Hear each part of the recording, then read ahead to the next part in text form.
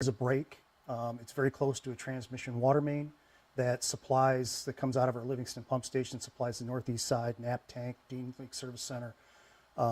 That pressure drop from that break created an issue at our Livingston pump station on the discharge side that caused our pressure switches there to go into alert and shut the pumps off. And when those pumps shut off, it effectively killed service to the northeast side. Our Nap tank drained rather quickly, obviously, because of demands in the system. And at that point, we knew we had to isolate that. So crews responded as quickly as they could to isolate that.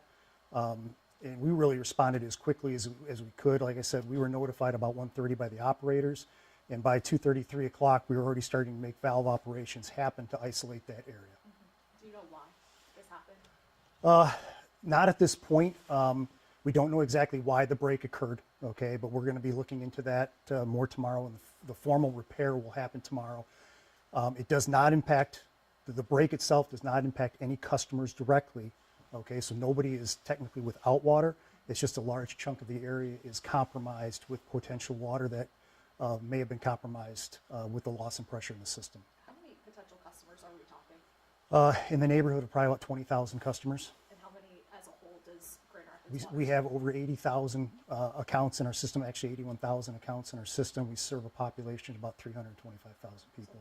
So about a quarter of your accounts? About a quarter of our accounts were impacted by this, yes. And those customers include residents and businesses? That's residents and businesses, and basically mainly the second ward, a little bit of the third ward, and then also Grand Rapids Township is impacted as well. Do you know how many in Grand Rapids Township, or is that in the number? That would be part of that number. They're part of our retail system, yes. And we've heard for some people that their water has come back on. You know, some people had none, and then they had a little low pressure, it got better and better, and they got it all back. Do you know how many you have left? All residents should have water service at this time. However, because of the loss in pressure, we are asking that they boil their water until further notice. Our intent is, we've already been talking with Eagle, our intent is to begin sampling tomorrow into Tuesday.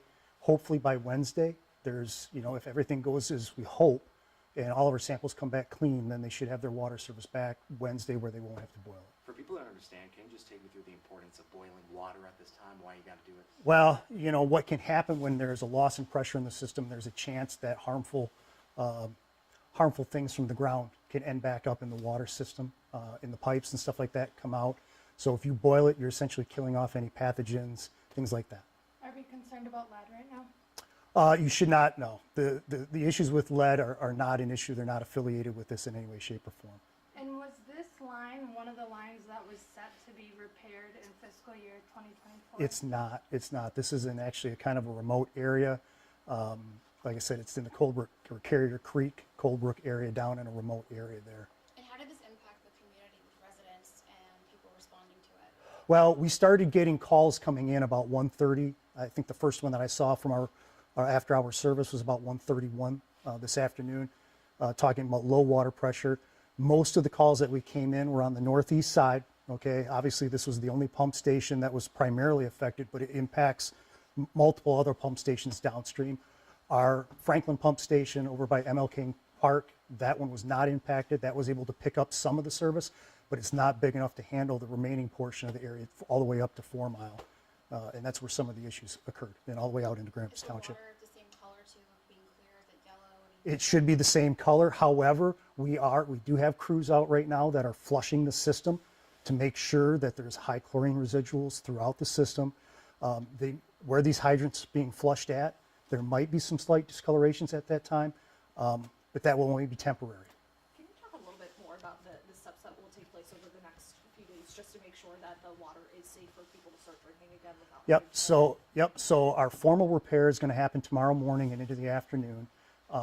We have crews out, like I said, flushing multiple hydrants. I think we have in the neighborhood of 20 to 25 hydrants that'll be flushed across basically the second ward and into Grand Rapids Township tonight and into tomorrow morning.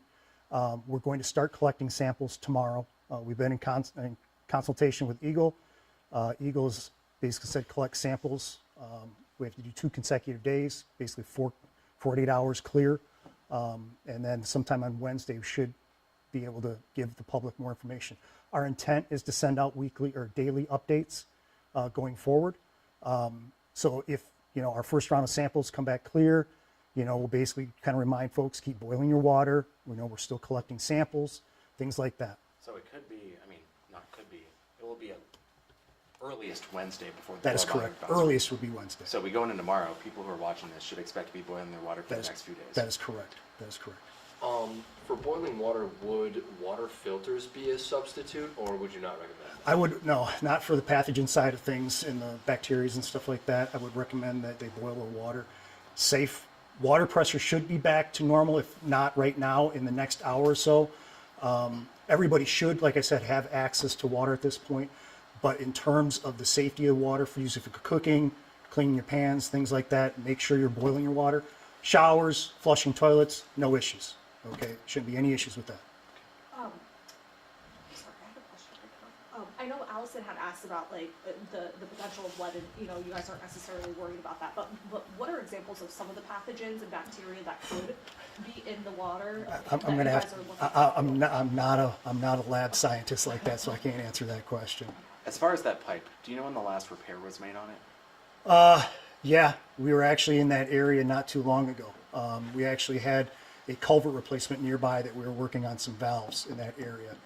That actual section of pipe, I don't know for certain at this point, but we were working in that area probably in the last month or so. Is there any potential connection to that work and what happened here? I can't answer that question at this time. I don't know. Just talking about water main breaks in general in the city of Grand Rapids, when was the last time the city had a water main break this size and of this impact? In terms of, that's a tough question to answer because they're all relatively different, okay? In my time, I've been around quite a few years with the system. I've seen some larger impacts. Some are very minor, okay? This one just happened, the way that it impacted the pump station is very unique, and I've never seen anything like this in my time. Can you explain that split along Hall Street? Is the water system divided there? Or So we've got in the neighborhood of 12 pressure districts in our system. So there's going to be some businesses that are in our area that have, how do I say this?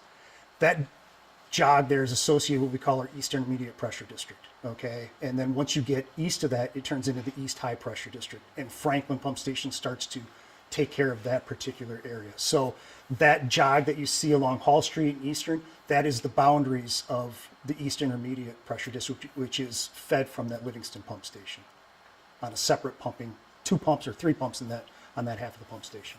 Is there any concern that this could spread to other districts? No, not at this point. We've been in conversations with our partner communities, Grand Rapids Township. We've talked with them. They have our full support, or they've given us their full support in terms of the repair and getting water back to all their customers in a safe manner. We've talked with Ada Township in terms of their consecutive system, wholesale system of ours. We've also talked to East Grand Rapids. East Grand Rapids is not impacted by this in any way, shape, or form. is the city's emergency response team aware or a part of this at all? Yes, they are. In fact, we had an EOC meeting here. I think we had a preliminary one at 4 o'clock, and then we had another one at about 6:15. We have another one coming up here in another hour or so. When you say 20,000 were affected, I mean, when you say affected, all of them lose water at some point? Did some of them just have low pressure in their water? I mean, Yes, that is, yes. When you say low pressure, not everybody lost water pressure. It may have been something where the reports that we have coming in, they can say that my water pressure is not the same as what it was. Okay, so if you're used to having 80 pounds of pressure and it goes down to 40, technically that's still safe. Okay, the problem is when you're used to something a lot higher. In this situation, because the pump shut off, we have issued the boil water to ensure that this whole region, we're taking all the precautions necessary. What were I don't know if you know this off the top of your head, but I know you said the pressure levels dropped. Like what were the numbers prior to this happening, and then what were It varies by pressure district. It varies by pressure district. Like the further you get out into Grand Rapids Township, the pressures obviously go down as the elevations go up. Those are where the first areas you're going to see pressure issues at the higher elevations. Anything else you have? Message to people who are dealing with this. Well, the area that we have in the map, which is, it's hard to explain, but essentially east of the river, up to 4 Mile, Grand Rapids Township, and essentially Fulton, and then that little portion to the south there. If you're in that zone, boil your water, take the precautions, okay? Boil your water, be safe, don't take any chances. Those outside of that region, there are no issues. The water is completely safe. Anything else? You want to add? I think we're good. Thank you. Thank you so much Thank for your you. time. Thank you.